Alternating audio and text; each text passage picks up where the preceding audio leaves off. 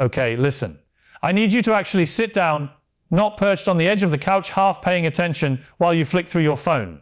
Put the phone away, pour yourself something decent, and really hear me out. What I'm about to lay out is the kind of thing the major news outlets won't go near. They're scared stiff of it. And I get why they are. The instant anyone says a critical word about Meghan Markle, a swarm of accounts shows up yelling, racist, at the top of their lungs. That's the playbook. It's always been the playbook. Call out her actions, racist. Raise doubts about her truthfulness, racist. Mention that she's walked away from every single blood relative she's ever had. You already know the answer, racist. In more than 3 decades working in journalism, I've never seen the race card played in a more cold-blooded, more calculated way. The whole point is to silence people, period. That tactic has never shut me up, and it never will. Because none of this has the slightest thing to do with the color of anybody's skin. It has everything to do with a consistent pattern of conduct that would set off alarm bells for any reporter who's spent a career digging into people's lives. So let me tell you who this woman really is. The version the public has mostly been sold is the polished fairy tale, a mixed race girl from Los Angeles rises all the way to Buckingham Palace. That's the teaser trailer Netflix pushed. That's the glossy marketing packet they invested a fortune in creating. The actual history is nothing like that neat story, and it begins years before she ever crossed paths with any prince. I knew her personally back then, before Harry, before the titles, before the whole royal chapter started. We'd grab drinks together. She'd send me friendly messages. Warm, engaging, very smooth. At the time she was appearing on Suits, playing a solid supporting role on a respectable cable series. Meanwhile, she was growing her personal lifestyle platform called The Tig, a site full of restaurant recommendations, travel photos, and motivational sayings. Pretty much an early imitation of Goop, back when Goop itself hadn't yet turned into a punchline. She was working hard, chasing opportunities, and frankly I admired the drive. Before Suits came along, she had been one of the briefcase models on Deal or No Deal. She's talked about the experience since then, describing how degrading she found it, how it made her feel like nothing more than eye candy, how far beneath her it was. Interesting perspective, because she chose to audition for the job, she accepted the paycheck, and no one forced her into it.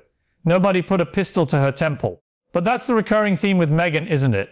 She willingly steps into something, reaps the rewards then, when the storyline needs adjusting later, recast the whole episode as some deep personal wound. She pulled exactly the same move with the royal family. She signed up eagerly, accepted the titles and the residences and the household staff and the worldwide stage, and afterwards she told everyone how suffocating and cruel the whole setup had been. Then Prince Harry entered the picture. The moment that engagement ring slid onto her finger, the moment she understood she'd secured the single most eligible man alive, she vanished from my life without a trace. No phone call, no message, not even a quick note saying life was moving in a new direction. Just silence. Complete overnight silence. The text stopped cold. Did it hurt? Sure, I'll be honest. It stung. It was breathtakingly discordious. But that's not the reason I'm speaking now. That sudden disappearance revealed something much bigger than bruised feelings. It showed me she's someone who drops people the instant they no longer serve a purpose. And that same habit runs like a thread through every close relationship she's ever had.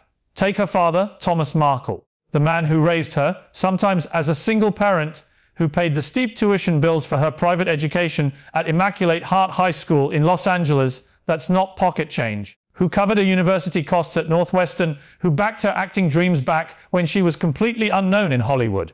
He loved her without conditions. Today he has never once met his own grandchildren. This is a man who suffered a stroke, who has appeared on camera crying openly, literally pleading for a chance to see his daughter and hold the grandkids he's never touched. Meghan's response? Absolute nothing. No call, no birthday card, no visit, nothing. It's as though the person who gave her everything has been erased from existence. Then came the wedding drama. Thomas was caught arranging staged paparazzi pictures right before the ceremony, posing with a photographer to create images of himself getting ready. Embarrassing? Yes. Foolish? Without doubt.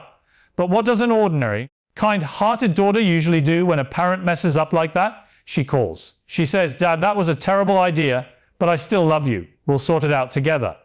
Meghan's choice. She severed contact completely. She seized the incident as the perfect justification to disinvite him from the wedding. Instead, she had her mother, Doria, accompany her partway down the aisle, and then Prince Charles stepped in to walk her the rest of the way. Meanwhile, her own father, the man who had spent his life sacrificing to give her every advantage, sat alone in a rented apartment in Mexico watching his daughter's wedding on a television screen. That picture ought to tear at anyone's heart.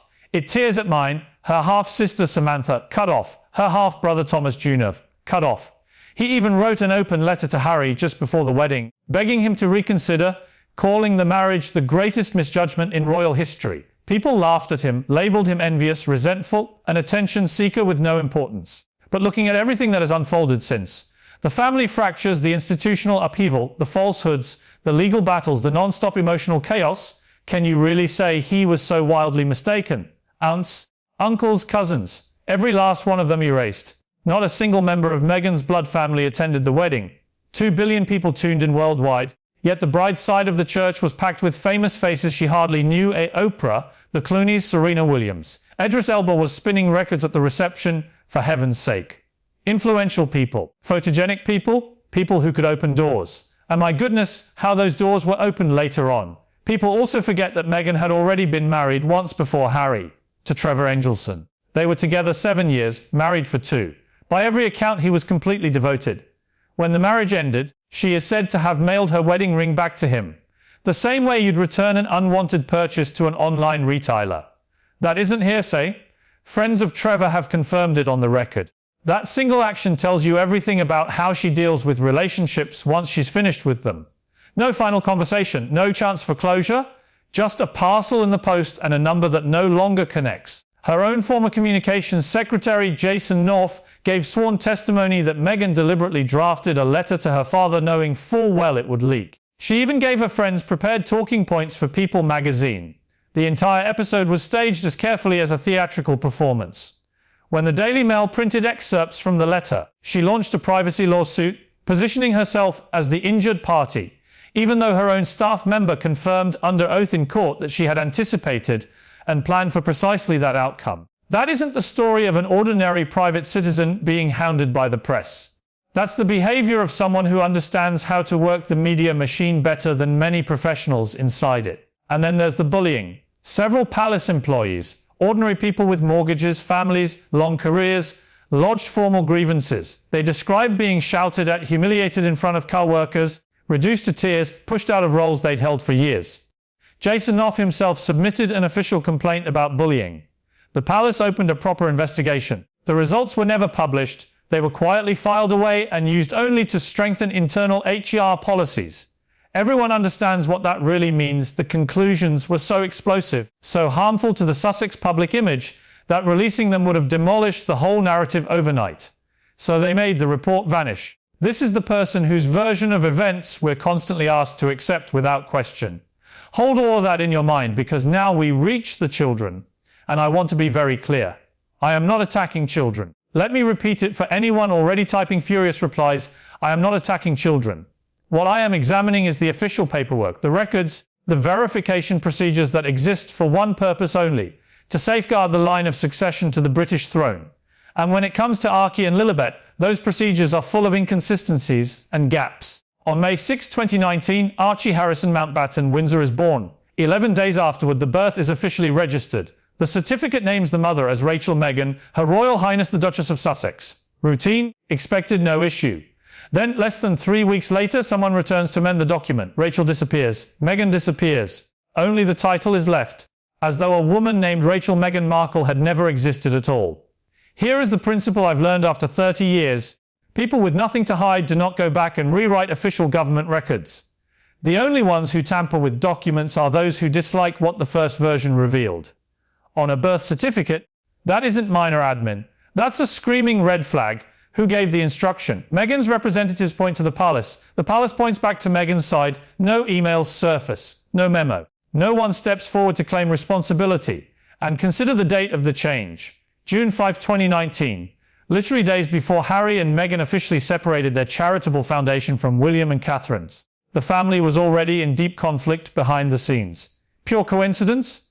In 3 decades, I've never encountered a genuine coincidence at that kind of level.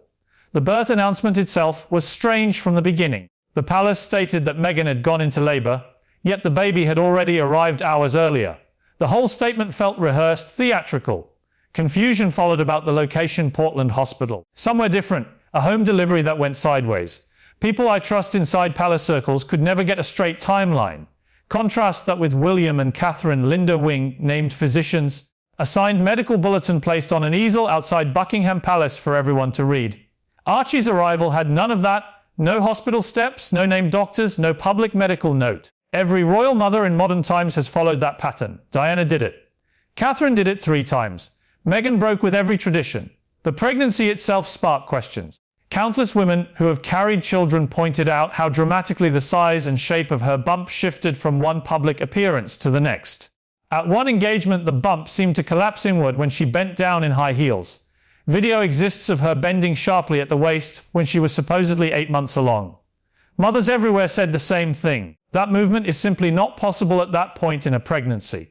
Every single doubt could have been silenced with one signed medical statement from Portland Hospital. One doctor's name on paper.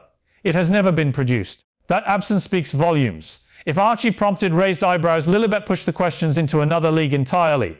June 2021, California. By then they had sat for the Oprah interview, during which Meghan stated that the family had expressed concerns about how dark Archie's skin might be. A statement Harry later softened considerably. She also told Oprah they had exchanged private vows 3 days before the public ceremony. The Archbishop of Canterbury himself contradicted that claim. She asserted that Archie was refused a title purely because of racism. In reality, George V's 1917 letters patent meant no great-grandchild received an automatic HRH till Charles ascended the throne, a rule 100 years old and entirely unrelated to race. But by presenting it as racial bias, any critic was instantly painted as prejudiced. Ruthless tactic, evil in its precision, yet undeniably effective. By now they're settled in Montecito. A 16-bathroom estate, a $100 million Netflix contract, a Spotify partnership they later lost. After a Spotify executive allegedly described Meghan as a grifter, they've released Spare, in which Harry confessed to drug use, to killing people during his military service, to physically striking his brother. They've criticized the monarchy relentlessly from every platform. Yet they still insist on keeping the prince and princess titles for the children. They want every perk of royalty, none of the obligations, every benefit of status, none of the oversight. They declare that Lilibet is named in honor of the Queen. The palace stays silent, neither confirms nor denies. When a BBC journalist reported that the Queen had not been consulted about the name, the Sussex team fired off legal threats. That's their automatic response: question the story, receive a solicitor's letter. Every piece of information about Lilibet has come straight from their own PR operation. The same firm, Sunshine Sachs, that once represented Harvey Weinstein until the backlash became unbearable. None of it has come from the palace. And photographs. This child is growing up in California, one of the most photographed places on earth, surrounded by paparazzi at every turn. Yet she remains completely unseen. The granddaughter of a reigning king, and not one spontaneous, natural snapshot exists in the public domain.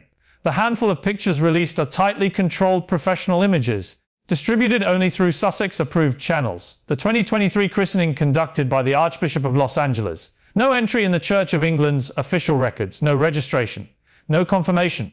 Every royal christening throughout history has been properly documented. With Lilibet there is simply nothing. A ceremony in California does not qualify as a Church of England christening. The monarchy and the Anglican Church are legally intertwined. You cannot be fully part of the royal family without being Anglican.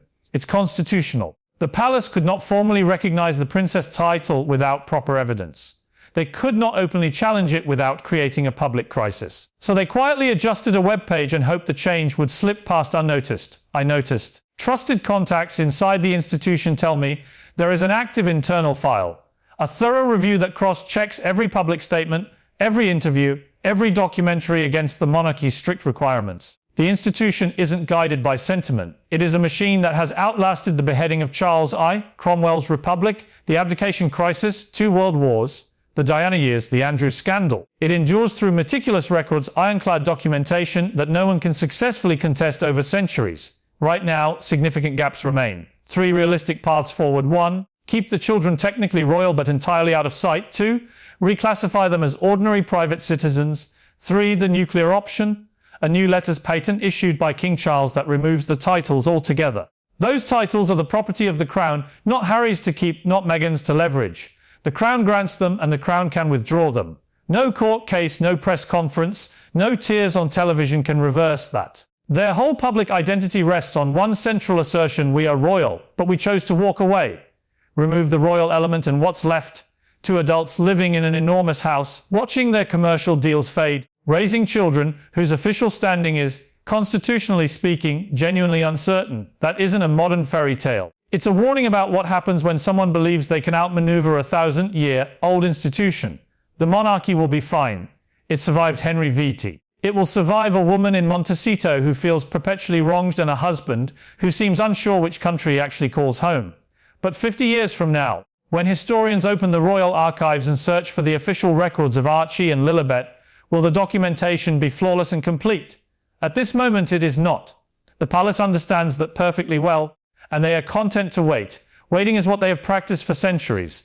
And they hold the one advantage Harry and Meghan will never possess: the authority to shape, and if necessary rewrite, the official historical record. The monarchy endures, it always has. The real question is whether those two children will have a secure, documented place inside it. That question has nothing to do with racism. It has nothing to do with obsession. It is simply the largest unresolved issue facing the contemporary royal family. And it isn't going anywhere.